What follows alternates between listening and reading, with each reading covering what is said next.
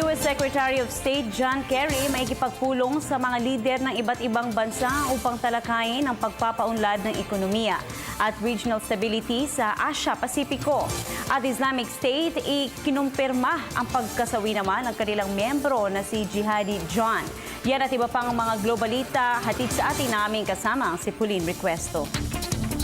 Tutungo si U.S. Secretary of State John Kerry sa Europa, Middle East at Asia para talakayin ang mahahalagang issue gaya ng political stability sa Syria at pagsasagawa ng nuclear tests ng North Korea. Unang pupuntahan ni Kerry ang World Economic Forum sa Switzerland. Nakatakdang pag-usapan sa naturang pagpupulong ang korupsyon, pagkakaroon ng clean energy, pagpapalawak ng internet connectivity at kalikasan. Lilipad din patungong China si Kerry sa gitna ng tensyon bunsod ng nuclear tests ng North Korea.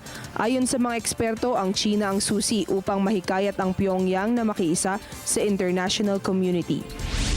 Samantala, kinumpirma ng Islamic State ang pagkamatay ng kanilang miyembro na si Mohammed Emwazi alias Jihadi John na nakilala bilang executioner ng Western hostages ng Islamic State.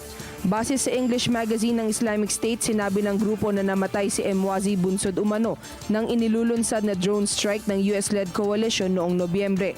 Isinapubliko rin ng naturang magazine ang mukha ni Jihadi John.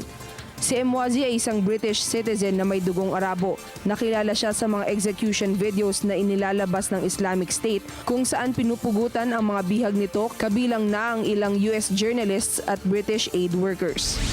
Isang linggo matapos pumanaw ang iconic British musician na si David Bowie, sumakabilang buhay naman ang founding member at gitarista ng American rock band ni Eagles na si Glenn Frey. Batay sa impormasyon, kombinasyon ng komplikasyon sa rheumatoid arthritis, acute ulcerative colitis at pneumonia ang dahilan ng pagpanaw ni Frey sa edad na 67.